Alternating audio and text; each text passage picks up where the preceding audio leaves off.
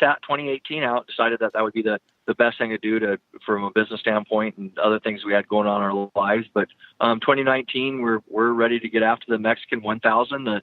If some of you people don't know, the Nora Mexican 1000 was the originator of, what we now know as the Baja 1000. In 1967, Mike Perlman started, the run down the Baja Peninsula and started recording times. But they've brought the race back, and it's a 5-day event that is a rally format. And Nora puts on an incredible event for those 5 days. And as you know, we've done it in, 71 Nova, 57 Chevy. We've done it in really classic cars. It's more of a vintage race, but you can run it in, UTVs or the newest trophy trucks but really the atmosphere of it is to try to do it in a vintage bug or a vintage car or truck or some sort. So yeah, my goal is to run the Nora Mexican 1000 in late April or so is when the date is, and try to go do it again and have an incredible time at doing it. And that's really one of the best ways to see the Baja Peninsula. You're off the beaten path, and you see some incredible views that really you can't describe to anybody. You have to actually experience them yourself to just know it's really down the Baja Peninsula, and the beauty and the relics and the special little places that we all travel through, all the missions that you see, and the dirt roads and the people that wave you on and cheer for you, and that just the scenery is absolutely incredible. You really have to experience it. You can't really. It's very difficult to describe. Would you agree, Jim? The Nora race and seeing Baja through the Nora race through those 5 days, there's nothing like it. And if you could sacrifice anything in your life to go do that, I've suggested it since the day you convinced me to finally go down there and do it. There's just no substitute for it. I think everybody should experience that at least one time, and it's worth every penny they'll spend. So yes, absolutely agree with you.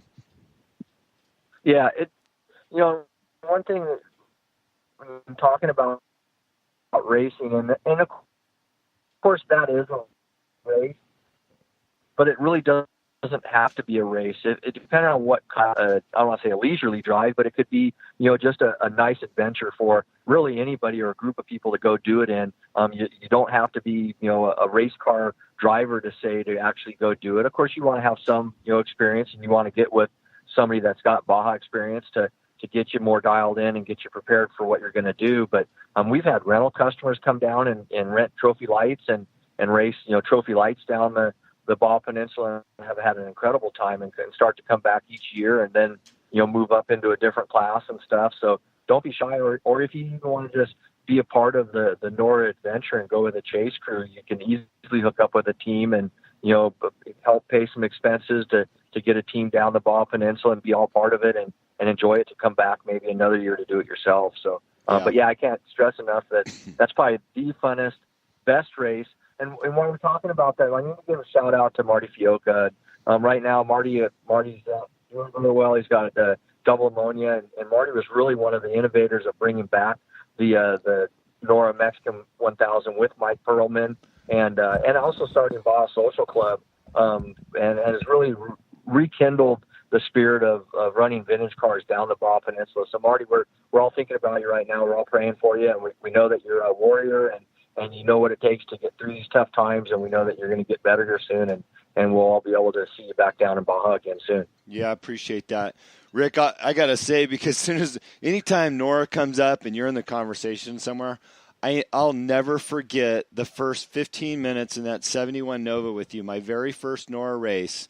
You're driving, I'm in the passenger seat, we're off the starting line, and we're in the deepest whoops and bumps I think I've ever experienced, probably because there's no shocks that actually work on that vehicle. And I'm bouncing up and down. And I don't think I ever told you, but in my head I'm going, there's no way I'm going to do this for 5 days. I'll never survive. But man, we sure had fun that first section of that day. And those are the kind of memories that stick with you from doing those types of activities. You know, yeah, like we said, it's a race, but you can also just go down there and enjoy it for what it is too. Yeah, definitely. The 71 Nova had 22 shocks on it. And so, back then, if one shock was good, shoot, 22 shocks had to be so great, right?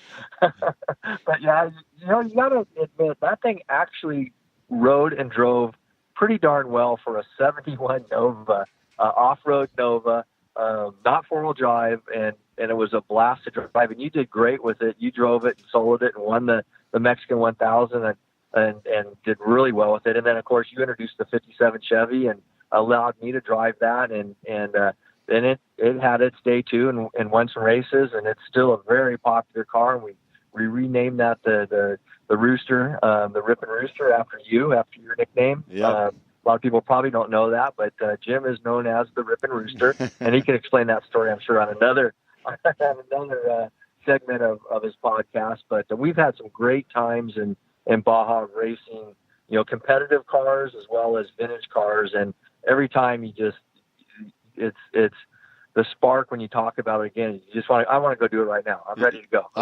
I feel the same. Let's go to Baja. And by the way, after that 15 minutes of craziness that I just mentioned a minute ago, and you said, okay, well, you can drive the next section, all I could think is I'm going to do so well that he'll let me keep driving this car because there's no way I'm going to sit in that passenger seat again.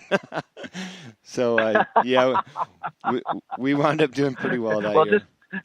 Yeah, but think about everybody who's rode with you along the way and their feelings and thoughts also. So, no, it's been great memories, and in turn, it's been shared.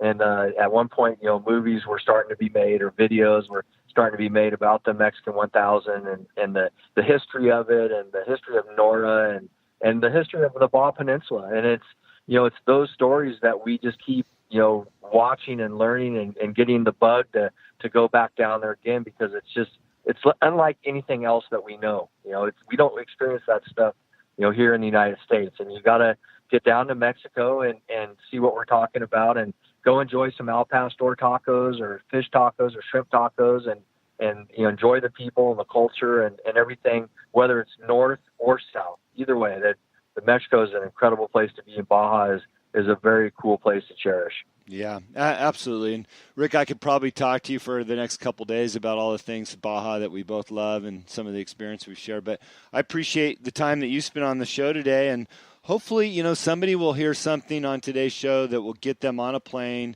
and headed south to Los Barriles, however you want to say it. I will not correct you, and spend some time at your hotel because, listen, if there's one place to go, it's that hotel. It's that part of the world. It's that part of Baja. And by the way, if you're not familiar, if you're flying out of Southern California, there's a great terminal on the California side. You can buy a ticket to fly out of Tijuana into Cabo. I've bought flights as low as $140 round trip from Tijuana to Cabo, but you can go to that. What is that? SBX? Is that what they call it, Rick? Yes, and then there's SJD is the airport that you want to fly into. Yeah. You can also fly out of John Wayne, out of Santa Ana. Yeah. Man, right now they've got some incredible deals, like a $200 round trip. We're flying this Friday for $200 round trip. I mean, man, come on, it's a 2-hour flight out of Orange County, or if you fly out of San Diego, hour and 50 minutes. Alaska flies, you can get some incredible flights. You keep looking at it. You really need to you know, book a quick trip with your wife or your family and go experience it. If you don't, you know, if you're a little hesitant, reach out to somebody. I'm sure one of your friends knows about Baja, you know, knows the places to go. Everybody's got their own story. I can tell you their own little places they love to go and see, their own little food places that they enjoy going to. And it'd be just a special place to go and a great affordable place to.